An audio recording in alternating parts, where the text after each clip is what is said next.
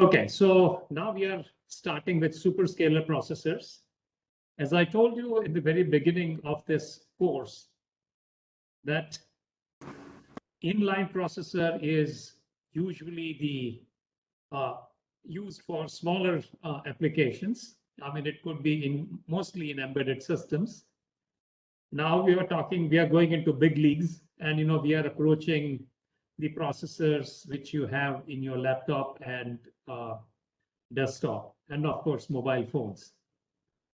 So first of all, we are going to see what superscalar processor means and why do we need it, and how different it is. As I've been telling you time and again, all the issues which affected our inline processor will also affect superscalar processor. And superscalar processor, in addition to the problems faced by inline processor, will have some of the issues of its own. Okay. So we saw that, there are issues in pipelines, that data dependency and hazard, which we check. There is a structural dependencies and hazard. There is control dependencies and hazard. Now we are going to see something in much more detail. And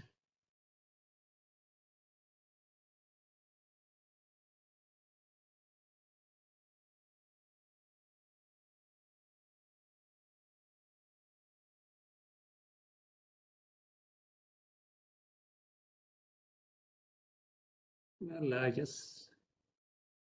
would like to use my pen, but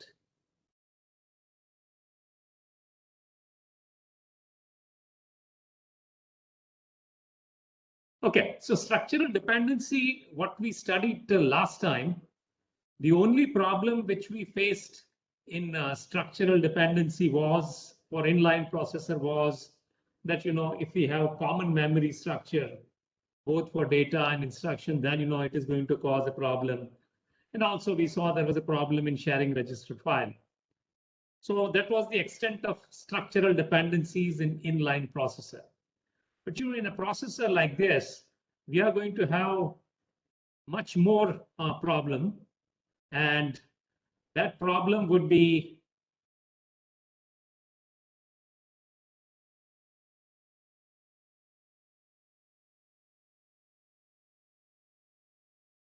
in actual reality. You will have a structural problem. That means, you will not, because this is a pipeline thing, you may not find the necessary hardware required for a particular instruction to be executed, which you never face in inline processor. So we are going to see what that means. Control dependency. Yes. Does someone have a question?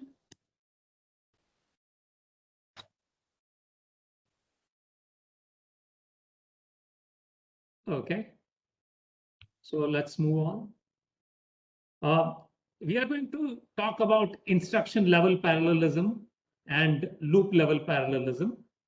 What we have seen, I already told you what loop level parallelism means. And we said that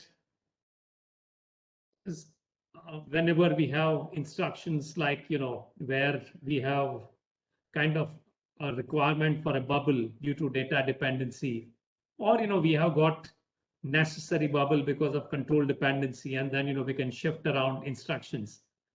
And, we can execute certain instructions in parallel. So it is instruction level parallelism. And then, we will also talk about loop level parallelism. We already talked about branch prediction and speculation, that, we can do things faster. Now, in superscalar processor, we are going to talk about complex pipelining. Means it is not going to be a simple pipeline, which is sort of an inline pipelining. And then, we are going to talk about superscalar and very long instruction words. So VLIW stands for very long instruction word. I'll come to that. And then, we are going to talk about in-order execution and out-of-order execution. So some of these techniques we have already talked about. We will visit this thing in the end of this lecture, because then it would start making more sense. So as of now, we are only going to start talking about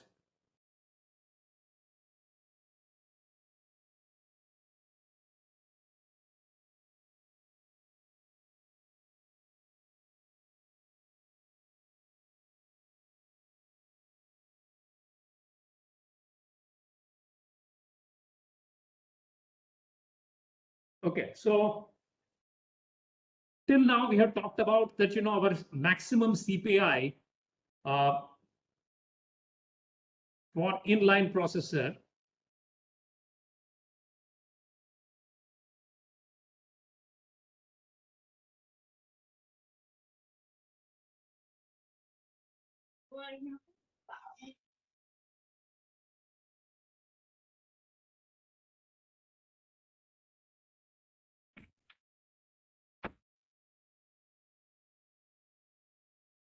right? And the minimum is the best, right? We want minimum. So CPI of 1 is the best that you can achieve for inline processor, which you have been studying till now. Now, naturally, people are never satisfied with boundaries. They always want to push the boundaries that, can I do something better? So the question is, can we reduce the CPI to less than 1? Then, immediate question which would come to your mind is that, what that means is that multiple number of instructions have to be executed at the same time. So if 3 instructions, just suppose if 3 instructions can be executed at the same time and the results can be obtained, then, you will get a CPI of 0.33. So that is what you wanted, right? But, there are, of course, just like in inline processors, there are many hurdles for achieving CPI equal to 1. And, some of the hurdles we have already seen, there is a data hazard, there is a control hazard, there could be structural hazard. And then, within memory hierarchy, we would have a problem of not finding the right block to read or write. So those are all the problems which would prevent you from having the best CPI of 1. So similarly, in whatever new structure we design, where we hope that in the best case, let's say 3 instructions can be executed in parallel. So theoretically, we should get CPI of 0.33.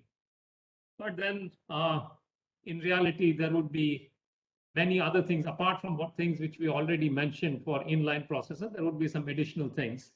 And most notably, it would be because of structural hazard. So then now, I just mentioned that, I wanted, let's say, assume that I want 3 instructions to be executed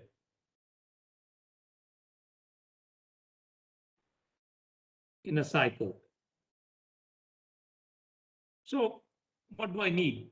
First of all, I need to bring in 3 instructions from the instruction memory in a bunch. Then, I need to see whether they can go together or not, whether they are of the right type. I will explain all this to you in the next slide. It will become very apparent that, what I'm saying is correct. So, I mean, these are the things which we need to take care of. So any processor which can execute more than 1 instruction at a time is known as a superscalar processor, right? So that is what superscalar means, that, it can execute more than 1 instruction in a given cycle. But now we are going to see what statically scheduled and dynamically scheduled means. But before that, I want you to see this thing. Now, as I told you, I want to execute 3 instructions in parallel. Now, I can fetch 3 instructions together from instruction memory. I can have machinery in decode, which can decode 3 instructions in a given cycle. All I need to do is have more hardware in parallel. Does anyone have any question? Otherwise, I would request you to mute your mic if you are not actually asking a question.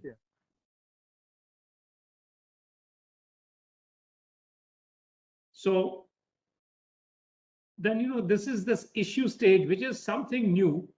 And, we have not yet discussed about it. So this we are going to concentrate because we didn't have this issue stage in inline pipelining. And then as expected, we have 3 pipelines in parallel. The first pipeline is your normal ALU operation. So whatever you could do in your normal ALU, you can do it here. You can also do saturation mathematics, as I told you earlier, that saturation mathematics is required for graphics, where you put a floor and a ceiling on the answer. So for example, if you want your answer to just roam between 0 to 255 and not go beyond 255 or not go below 0, then that is basically we use saturation mathematics. So this is your one pipeline. Second pipeline is your MAC operation, so multiply and accumulate. So this is required for matrix multiplication. So if the first instruction can go in here, if it is say normal algebraic type or logical type, it can go from here. Then second instruction, which is specifically of MAC type, would go in this pipeline. And third pipeline, as you can see here, that there is no separate memory access stage or data memory stage. That is also in a part of a parallel pipeline. And as I told you earlier, that it has been given its own sort of a calculation thing where it can calculate the address. So there is this address part. So you don't require this ALU to calculate the address like we require that in our inline pipelining. This memory access pipeline has got its own address calculation. And then, it goes to the data cache and brings in the memory. So things are done in parallel over here. So now there are several issues which will come to our mind. So this would tell me that I can execute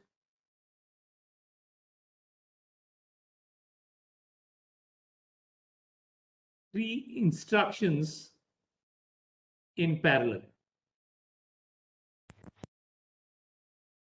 But this is not a universal statement that I do not have to have any 3 instructions which can be executed in parallel. So first condition would be that all 3 instructions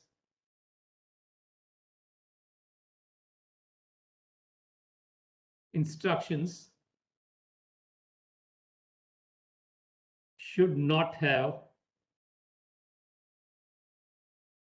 data hazard or any dependency.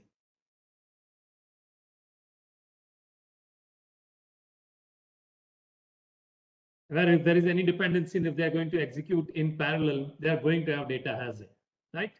So this is, we have to check first that 3 instructions we want to send in parallel, but condition is that all 3 should not have any kind of data hazards amongst themselves. So that is number 1.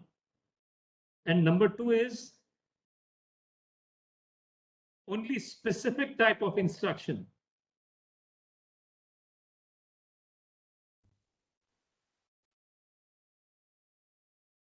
can execute together.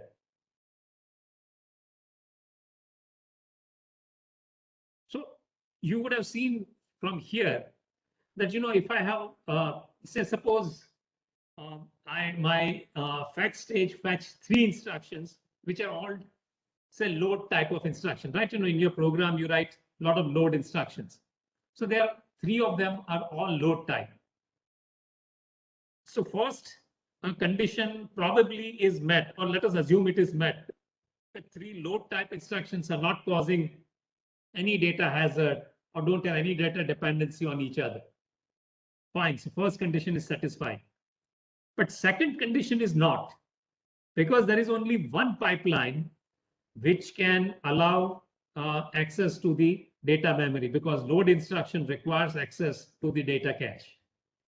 So your three instructions cannot go in parallel. Only one instruction can advance and other two pipelines would be empty at that particular time.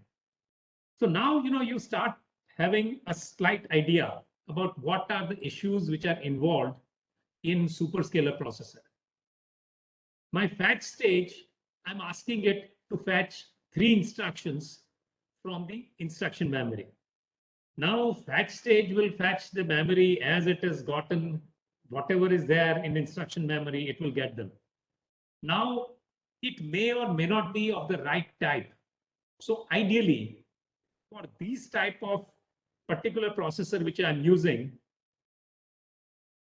in ideal circumstances, for three instructions to execute in parallel, the condition is that one instruction could be of logical or arithmetic or any such type. Second instruction necessarily will have to be of MAC type. And third instruction should be of load store type, right? And secondly, none of them should have any kind of dependency on each other. Then and only then, three instructions can be executed in parallel. Otherwise, you will have to wait. So now probably things are becoming clearer. So then, it also explains you what is the reason for having an issue stage. Issue stage is like your admin department. So administration will check three instructions which are coming in, and then first it has to decide whether there is any raw hazard between any of those three instructions. If they are free from raw hazard, then it will check, are they of the right type? So if, one is, the best case scenario would be one would be of arithmetic logical type, second would be of MAC type, and third would be a load instruction, or for that matter, store instruction. Then, it can send all three instructions executed in parallel, and then, things would work fast. So, but then, you would realize that, even you look at the programs which you guys are writing, in the programs that you write, you may find that, in the beginning, there are a lot of load statements, you are trying to load certain data into certain register. So there are a lot of load instructions.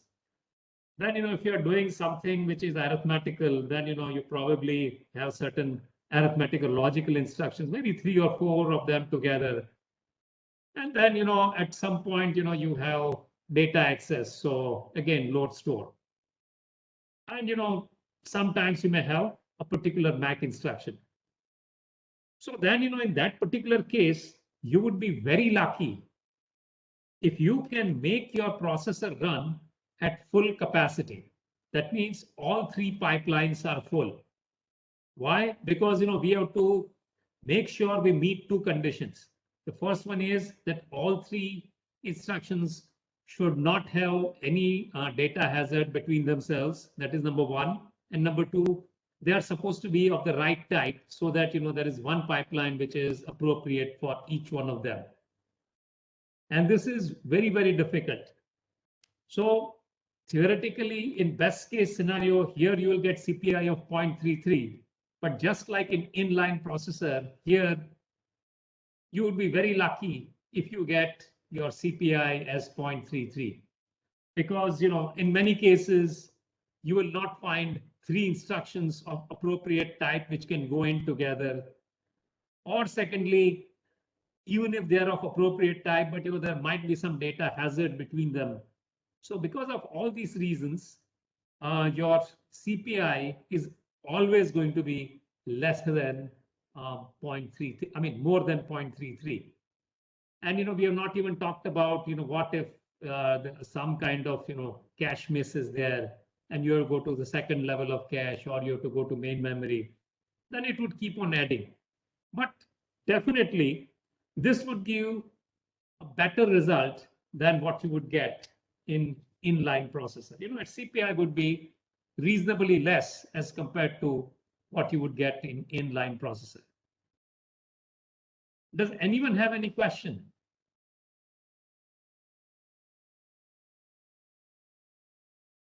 Sir, here Yes. three instructions are goes to parallel. Yes. So instead of that, can we take 4 or 5 instructions at a time? Sure.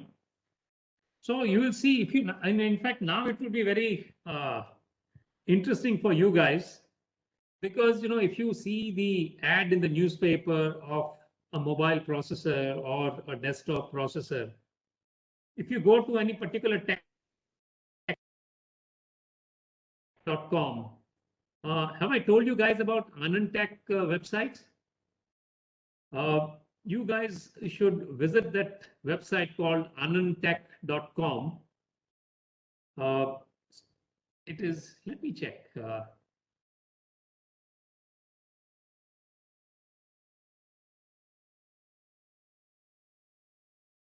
The name is AnandTech.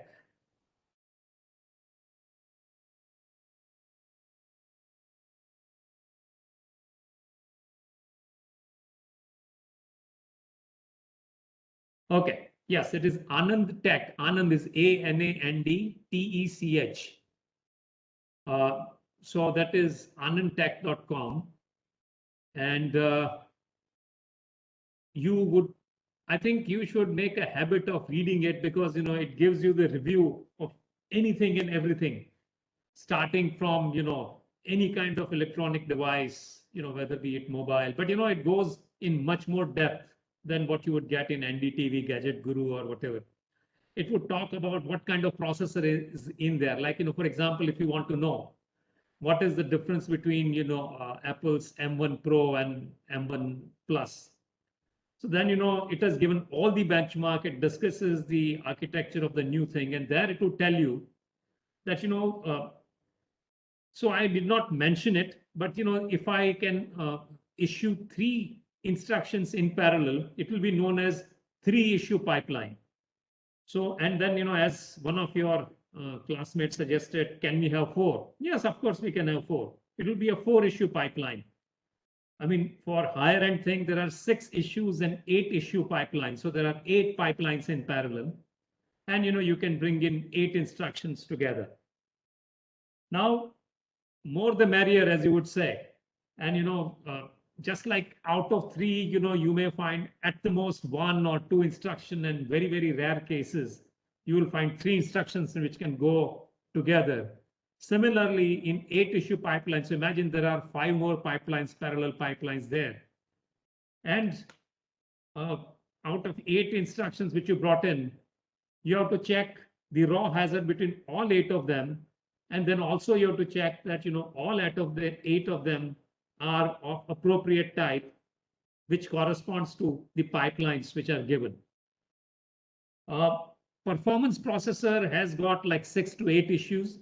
So, I mean, if you go to Neon, Intel, which is a Neon Z, which is, server type processor. Sorry, Intel Xeon. Then, it has got 6 issue or 8 issue. Normally, 4 issue is quite common for desktop and mobile phone processor. Because what are the implications of having more issue? First of all, I mean, you would agree with me that you have to have a lot of parallel hardware. So in fact stage, you have to have a data lines, or, lines to bring in 8 instructions in parallel. So 32 by 8. So you have to have 256 lines, which are coming from instruction memory to your fetch stage. Then, decode has to have like, 8 parallel mechanisms, which can decode 8 instructions in parallel. Then issue stage, of course, has to check raw hazard between them. Then, they have to be of appropriate type. And, if out of 8, only 3 can be sent in 8 pipelines, because, rest of the instructions either have some kind of data hazard, or they are not of the right type. then your 5 pipelines would be wasted. So the advantage of having higher issue is that in the best case you will get very good speed up, but in normal case or in the worst case, there is a lot of wastage of hardware and of course a lot of wastage of power, because since it's a performance processor, you want to keep all the pipelines on all the time. So because of that, they are not doing anything, but they are eating power. So, and that would be known as a standby power. So that is, so the answer in short would be yes, you can have more than 3, you can have up to 6 or 8 issue processors, but it may be overkill for some applications. Does that answer your question? Yes, sir. Okay. And also, once again, I'm telling you, you should read anandtech.com. I think I told you about this guy named Anand. He was junior to me when I was studying in North Carolina State University. And he was very interested in benchmarking.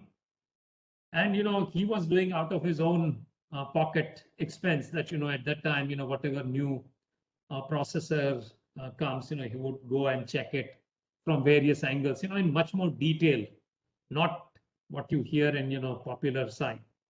Tom's Hardware is a reasonably good website, but, other than that, you are a gadget guru of NDTV or PC Magazine. They are not going too much in depth. So you will not get too much of technical data that, what is the cache size and what is the L1 cache size, L2 cache size.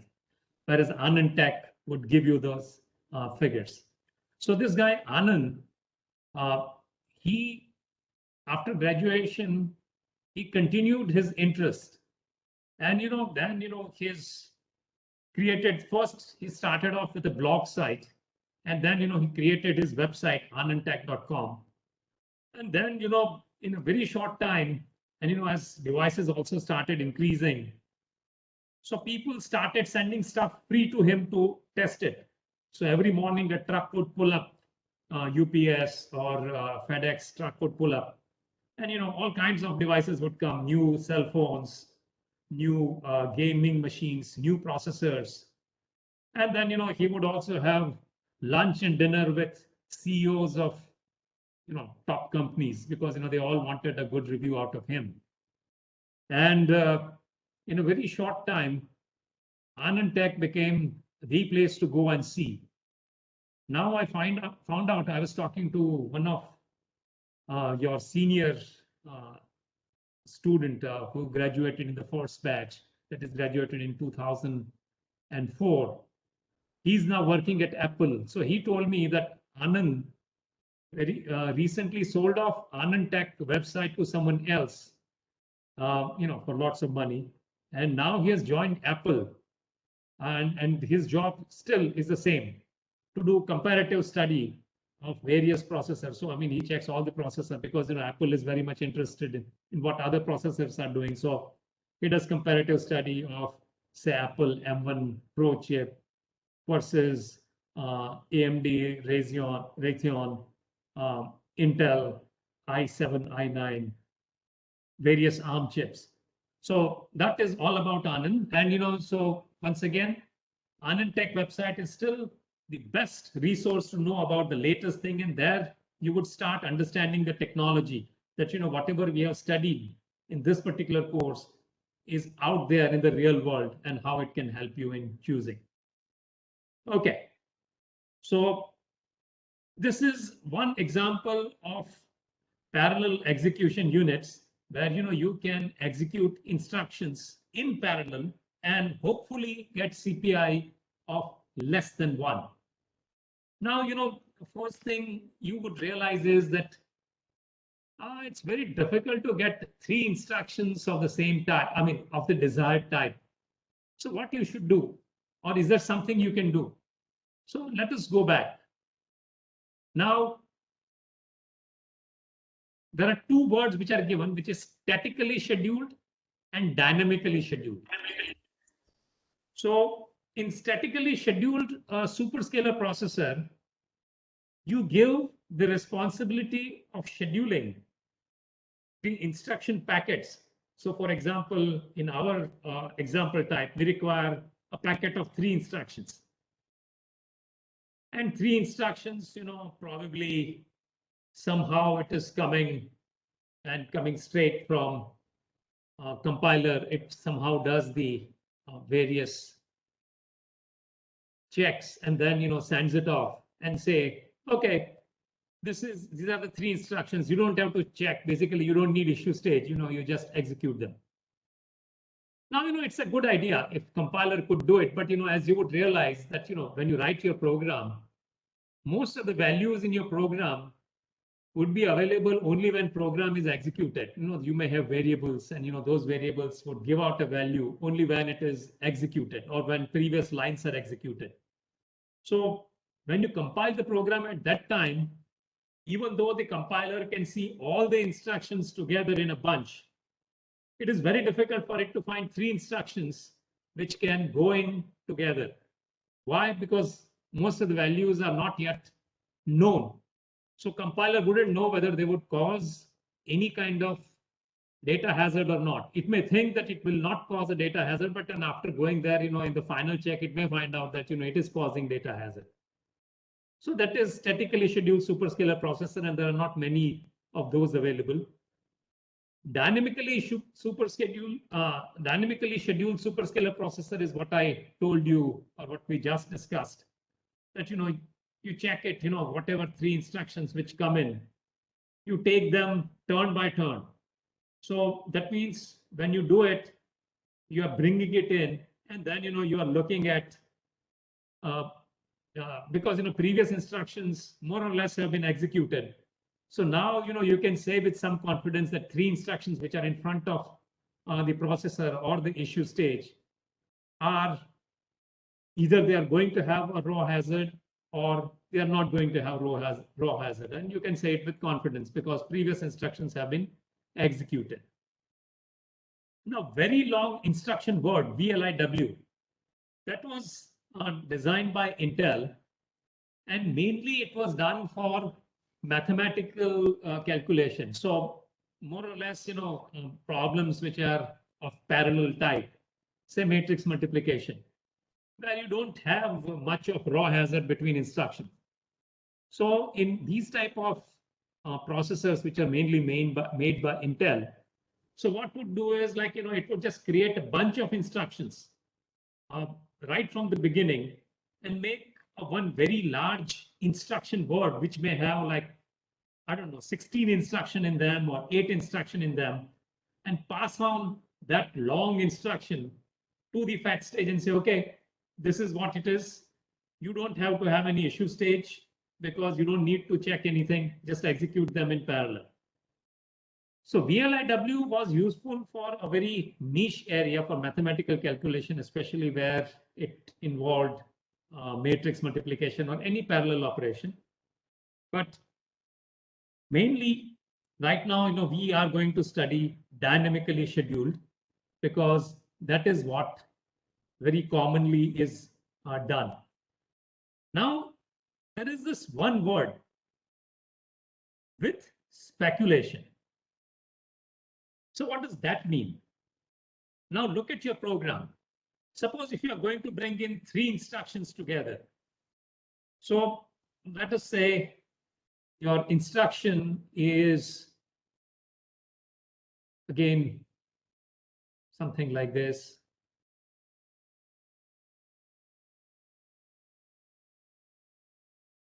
And 5th instruction is a conditional branch statement. And if the branch is to be taken, it will go back to 1.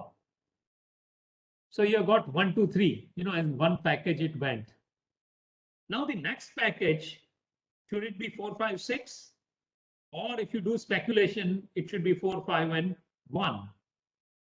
So if you do speculation, then, if you have good predictor, then you can do good speculation. So you can do speculation and, you can say my next package, instead of being 4, 5, and 6, it will be 4, 5, and 1. If you don't use any speculation, then, your package would have been 4, 5, and 6, and the 6th instruction after being executed, you would have found out, or while it was in execution, that, okay, the result of number 5 was that, don't take this branch, but, it took it. So this is something which is up to you or up to the designer that, whether you want to use speculation or you don't want to use speculations. But most of the modern processor are dynamically scheduled with speculation. Does anyone have any question up to this point?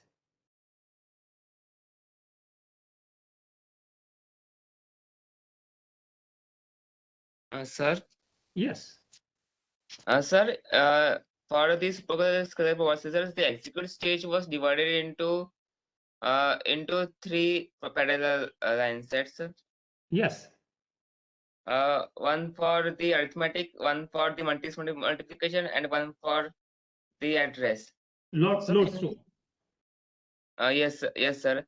So, but Right. can we have, sir, these 3 blocks in parallel again, so that we can execute any 3 type of instruction together?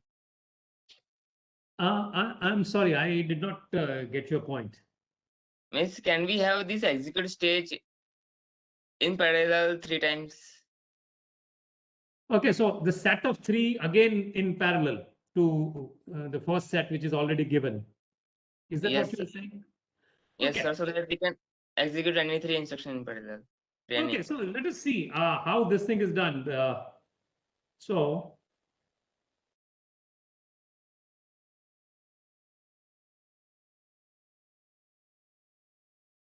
let us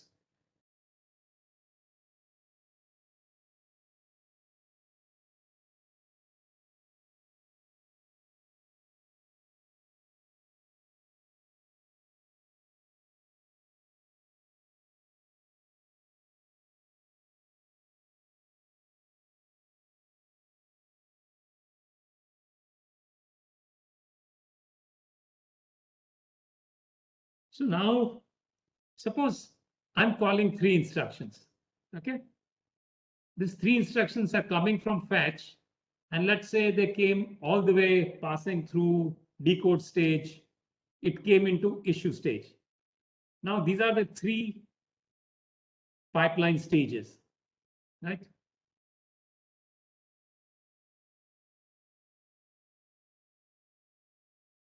And suppose it found out that out of 1, 2, and 3, only 1 and 3 can go in here.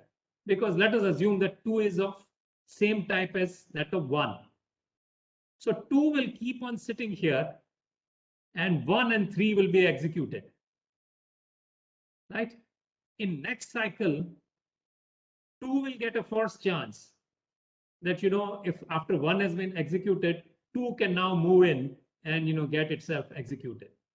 So replicating hardware, of course you can do it. There is nothing that you can't do. But, replicating hardware is a very expensive proposition that, having 3 sets of pipelines in parallel. Rather than that, you use one set of pipeline and, use this particular strategy.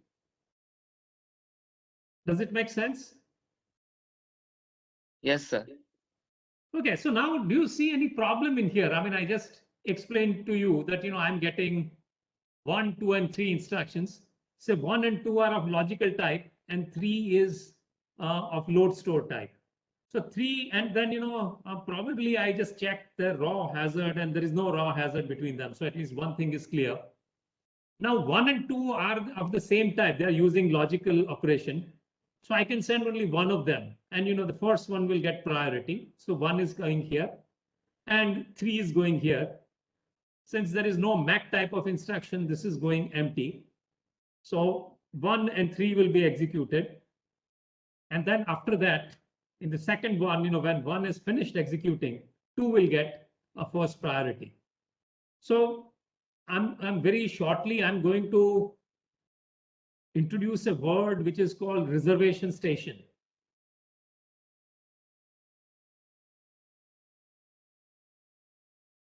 Which means for each execution unit, and now they're known as functional units, not to separate it from execution.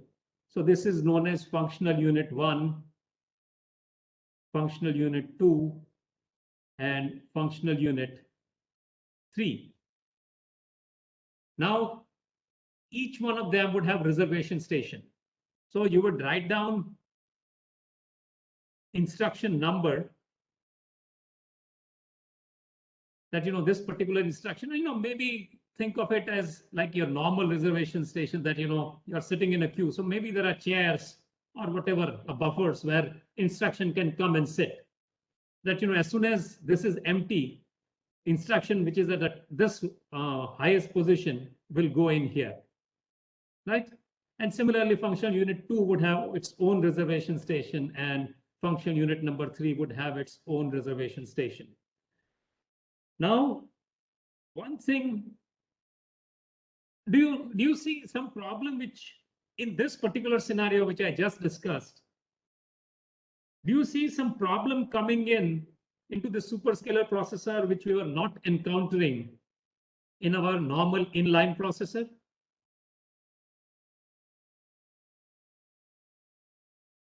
No, sir.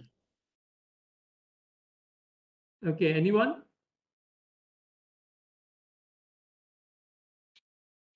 We have to stop one instruction. Say that again, please. We have to stop one instruction, and when next 3 instructions came, then we have to stop again another instruction in it. Okay, but what is the outcome of that?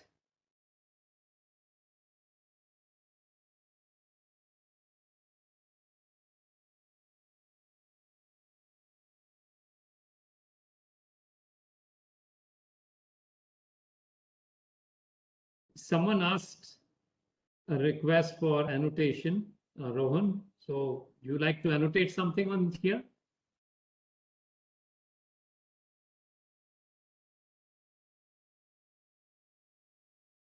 Okay, probably by mistake. Okay, so one thing which should immediately jump to your mind is that I'm allowing 1 and 3 to execute before 2. And this is what is meant by out of order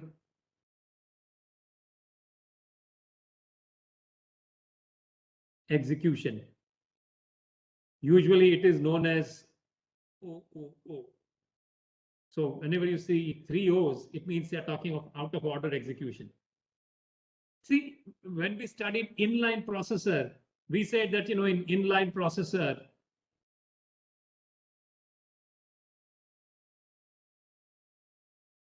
we can have only raw hazard. But war and wow will not be present unless you mess with the program order. Whereas here, well, we are messing with program order, and that is out of necessity. So we will get both, or possibility of getting both war hazard and wow hazard. Do you agree with me? Yes, sir. Yes, sir.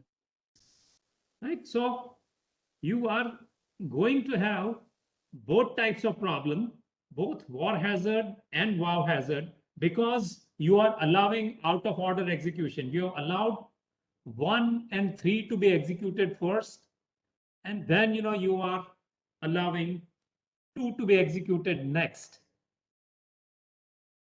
So then there are some interesting possibilities. When you're doing out of order execution, the biggest law of computer science tells you that the result should be presented in the order the program wants them to be, right?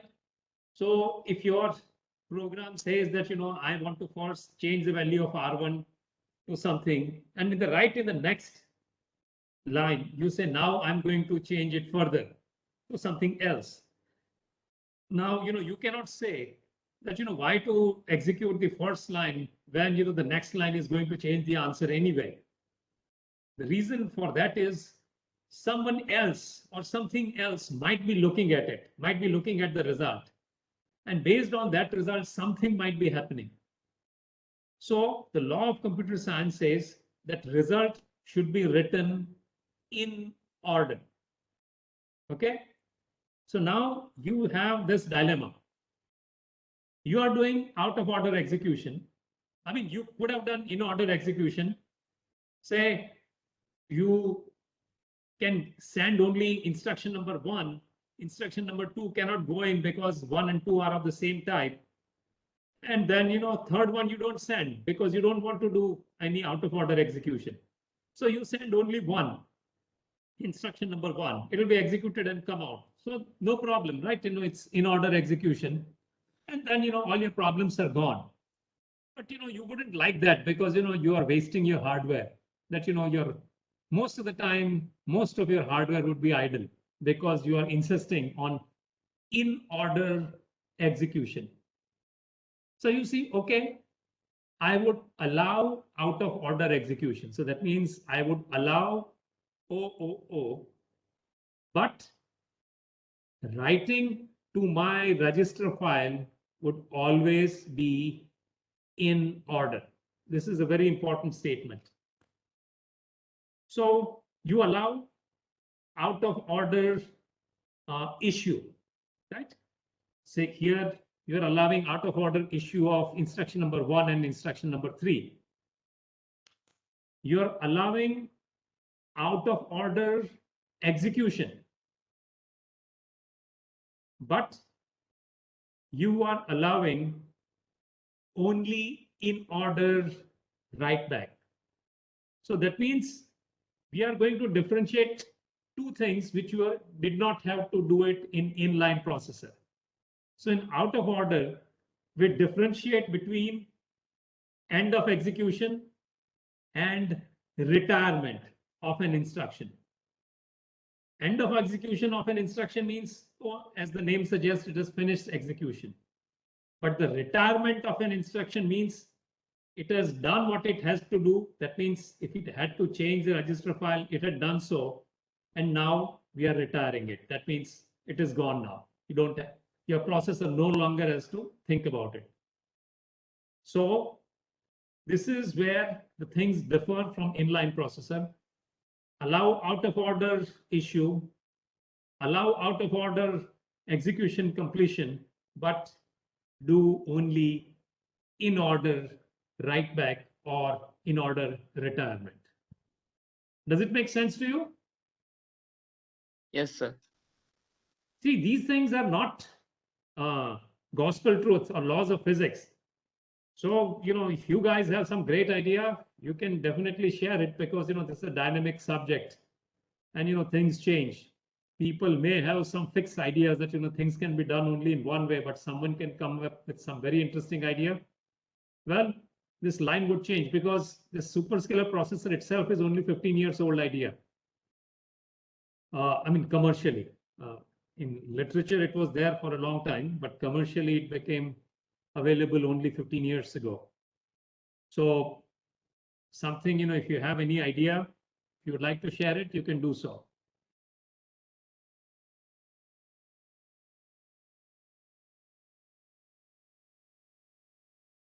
Okay, so now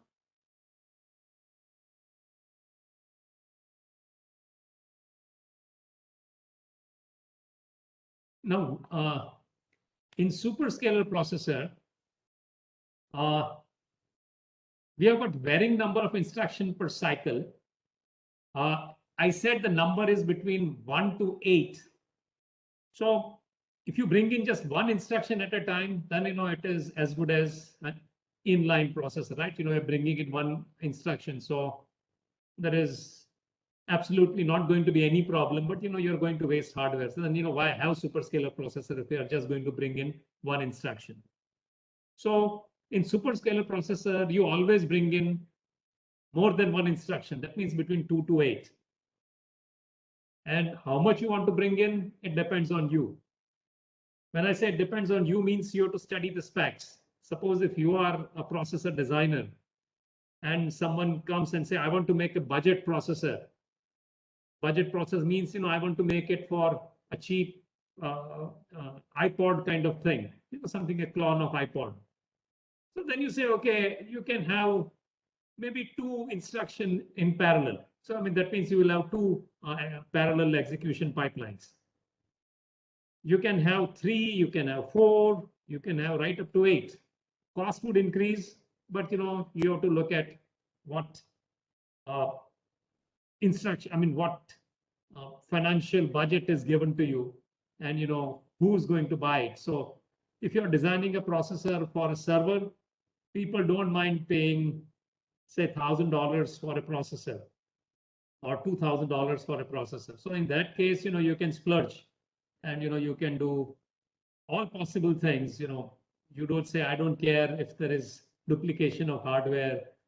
Power, I am not so much worried about. Yes, I am worried about power, because in server farms in Google, if you have got like hundreds of thousands of servers running together in server farms, they would generate tremendous heat. And that heat is directly proportional to the power which you put in. So yes, power is important for servers also, just like as it is important for handheld device, but for slightly different reason. But you will not be as worried about power consumption in a performance processor than what you would be worried about for a mobile processor.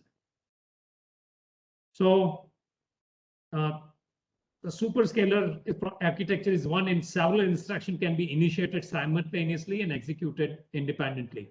So now VLIW, you will not find very many processor of that type. It was always a niche architecture, and now most of the architecture is superscalar with speculation, dynamic superscalar with speculation.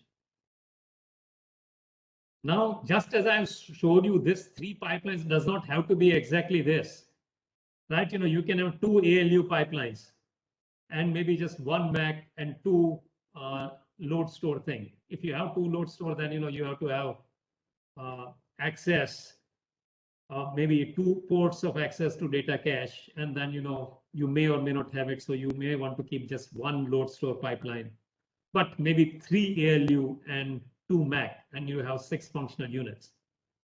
Sometimes what happens is that in dynamic thing, you are just bringing in instructions in package from the, say, in order thing. You are fetching in order.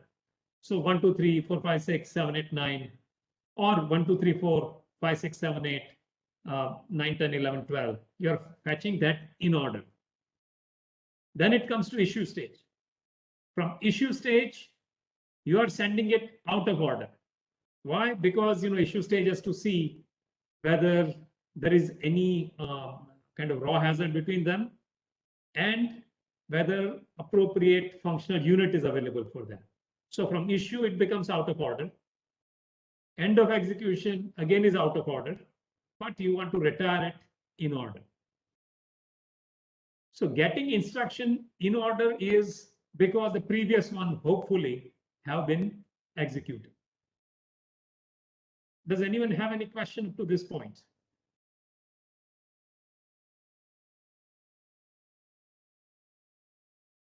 Now, your issue stage is a complicated stage.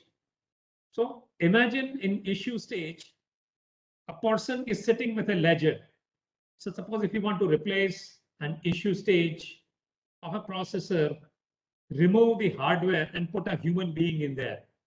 So you put a table and a chair and a person with a knowledge of computer architecture, and you give him a book and a pen. So what would that person do? What that person would do is, first of all, 3 instructions which have come in, it would check whether they have any raw hazard between them. Suppose there is raw hazard. What it would do is, it would write down the instructions which have raw hazard with the previous instruction and send the first one, which does not or should not have any data hazard between the bottom 2 instructions, and sends it off. then it will say that okay, say add R1, R2, R3. That particular instruction is waiting in the pipeline because it had a data hazard with the previous instruction, say load instruction. Now load instruction will go to functional unit number 3. So a person who is sitting with ledger would say that my add instruction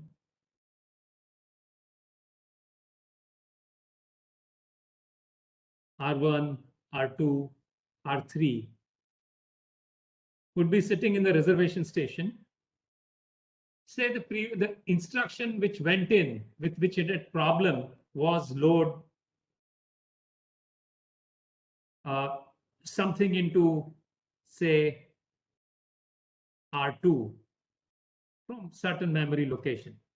Okay, so that means this R2 or this instruction cannot start till this instruction finishes execution.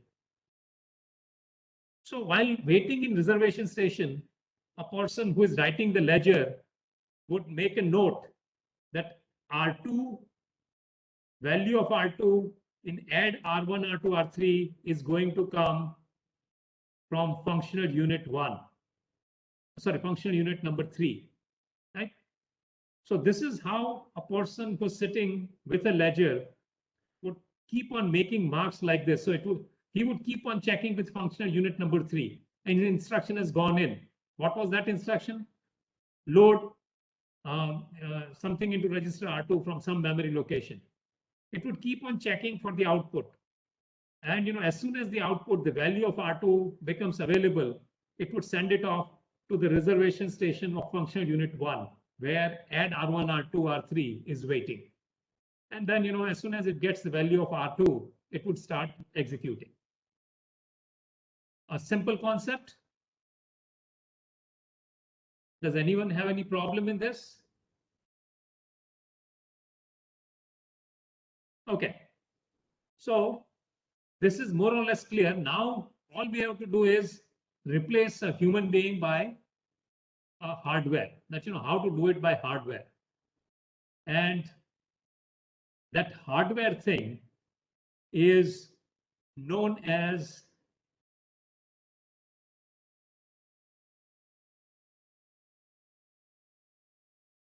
let me go here.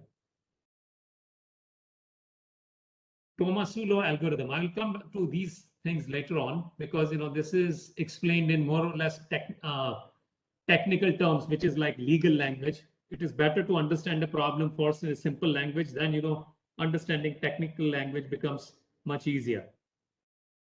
So let us talk about this Tomasulo algorithm. Tomasulo was an employee in IBM, and he found out this algorithm in 1968. So in 1968, they were using this in IBM 380, which was a mainframe machine. So I told you that superscalar processors have become useful in last 15 years. What I should have said was they became popular for mobile and desktop application in last 15 years. Before that, it was used in your, say, large applications like mainframe computers. Now, that word has gone. I don't think you would have referred to anything or you've heard anything being referred to as mainframe computer. Again, that word was given by IBM because IBM was the father or mother of computing. Now, you do Tomasulo algorithm, you understand the algorithm, and based on that algorithm, you design the hardware. So what do you do? So you keep this kind of variables, define these variables that, your op means operation to be performed. So that means your op means, basically it would be directly related to opcode. So you could say that operation is say add or subtract or multiply or divide and or it could be load or whatever. Now Vj and Vk are source operands. So say for add R1, R2, R3, R2 would be Vj and R3 would be Vk. Now, suppose if your instruction is a dependent instruction of on previous instruction, which is already in some execution in some different functional unit. So suppose for add R1, R2, R3, say I have got instruction add R1, R2, R3. And just like in previous example, my R2 is to be generated by, say, functional unit number 3, which is a load instruction and which is going to give the value of my R2. So my ledger file would look like this. The operation is add my Vj, Vk, Qj, and Qk. My Vj, that is for R2. I'm not going to put any point because R2 is not available right now. But R2 is available from Qj, that is, I would write, say, output of functional unit 3. Vj, I will put R3 and Qk, nothing. So now you would have understood. So either the entry would be either in Vj or Qj. It can't be in both. If you have entry for a particular register both in Vj and Qj, that means you have made a mistake. So Vk is ready and available. So assume that R3, the value is fresh and there is no dependence on previous instruction, and R3 is available in the register file. Then you will note it under Vk. So then Qk entry would be empty. But for Vj R2, the value in the register file is not the fresh value. So you will put a dash over here. That means don't consider this. But you will put Qj, and there underneath it, you put function unit number 3. That whatever the value you are getting out of function unit number 3, that is what you are supposed to choose. Right? So this is how you put an entry. Now there's a busy schedule, means if my add unit is full, I will put a busy signal so that my issue stage would know that some instruction is already there in add stage, and I can't shove in another instruction. As soon as the instruction finish execution, the busy status would be gone. So in reality, there is no flag like busy flag in hardware. It would be 1 or 0. So 1 means busy and 0 means empty. So once the instruction finishes execution, there would be 1 over here, and then 1 would change to 0 as soon as the execution is over. And then the register result status means indicates which function unit will write each register, so if one exists, and blank when no pending instruction that will write that register. So this we will understand when we actually go through the problem. Now, I like to teach this Tomasulo algorithm problem. It's a long problem in one shot. So I would like to keep it for the next lecture, that is next Monday, where I would go through the Tomasulo algorithm, and then we'll finish up with the multi-core processor design. Our exam date has been announced. As you know, it would be on 16th of December. And the course for that would be maybe 20% from ARM and 80% from whatever we have done after ARM. Now, you should remember that, some of the things which are of basic understanding type, like interrupt and other things, that you should remember. I may not ask you, say, decode what this particular instruction would do, or where is the problem in this program. That would be of 20%, but some of it is dual use, like, interrupt, which is also part of implementation. Those things you should know. I mean, there are not too many things like that, but those things you should know.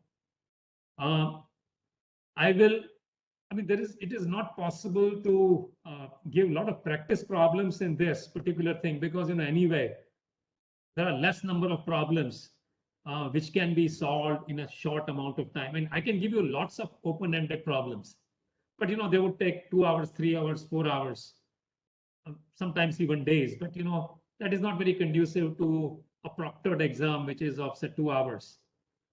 So it is not possible to give lot of problems which you can practice, just like I gave you a lot of problems, practice problems for ARM. But on the other hand, I have taught you 3 problems which you have done in class, which includes sampling of each and everything, which is taught in the class. It's like if you understand that problem thoroughly, it would give you all the things which can be asked. Now, that problem, certain things may be changed here and there. That, instead of write back, I would say write through, and some of these numbers may change and some of the condition may change, but the approach would be the same. So that is the whole process for final exam. Does anyone have any question?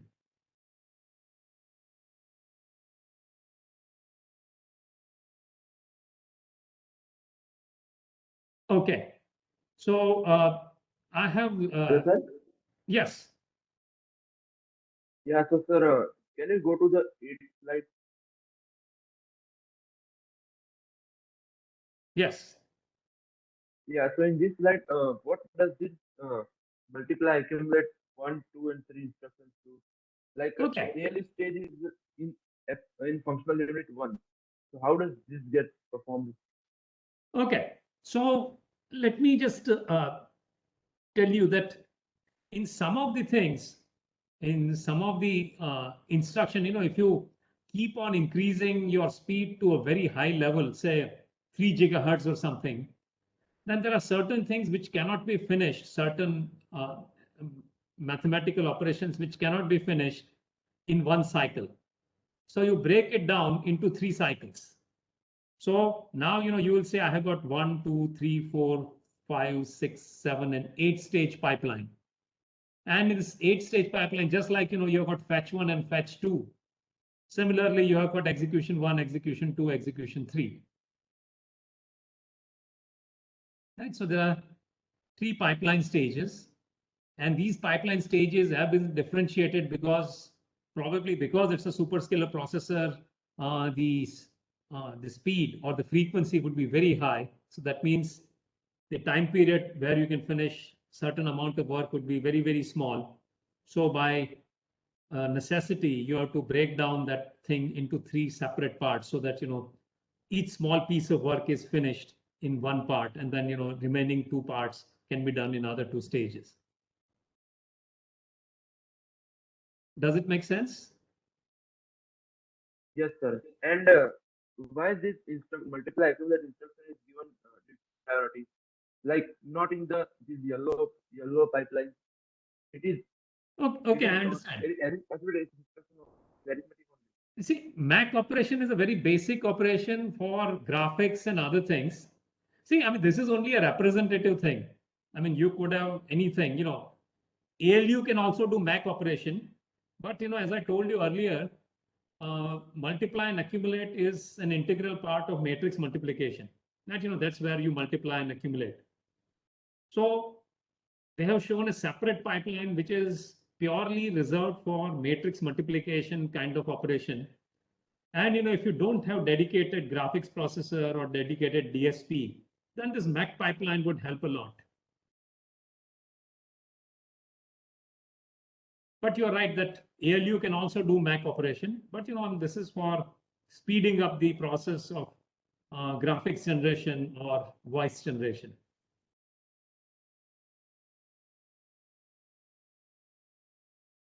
Does it make sense? Yes, sir. Okay, so one thing you should think that, I mean, this is not the only way. This is just a representative thing. In some pipelining, you will see a doubling of this. There are 2 ALU type of pipelining. Sometimes the MAC pipeline would be missing because, this would be throwing the instruction to a separate coprocessor, which could be a DSP coprocessor or a graphics processor. So it may not need to have MAC pipeline over here. So, I mean, there are lots of possibilities, but this is just one representation.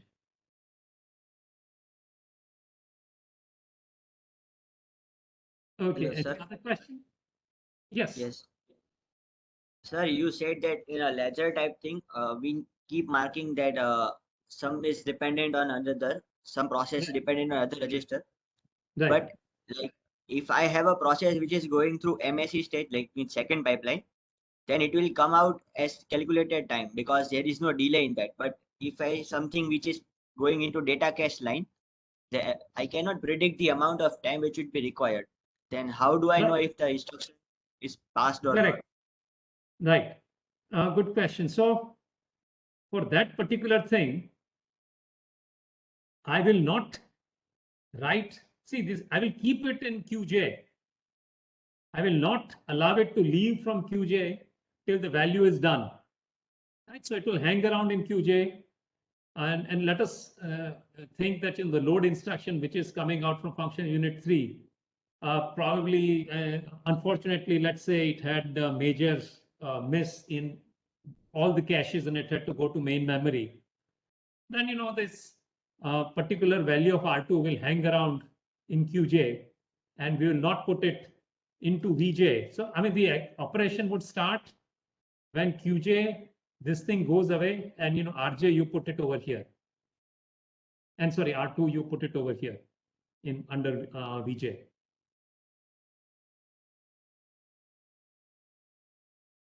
Make sense? Yes, sir. Okay, so till the value is not calculated, it will be marked under QJ. And so that means your ledger would tell you that, okay, you can't start this operation till one of the operand is in QJ. So theoretically, you can imagine that, as soon as this calculation is done, your next operation would be VJ would be R2, VK would be R3, QJ and QK would be dash dash, and then you do add operation. This is ready for dispatch, this particular instruction. Otherwise, as long as it is like this, even if the functional unit is empty, it will not be sent. So it is not this particular, at this particular moment, this instruction is not ready for dispatch to a particular functional unit. It will become ready for dispatch only when it becomes like this. Got it, sir. Okay, any And other sir, questions? reservation station is implemented using solely hardware or it also requires software? No, it is not done using software because, I mean, of course, as I told you, whatever can be done in hardware can also be done in software and vice versa. But if you want speed, then it has to be done in hardware. And this is a performance processor. So it is all done in hardware. Okay. Yeah. Okay, any other question?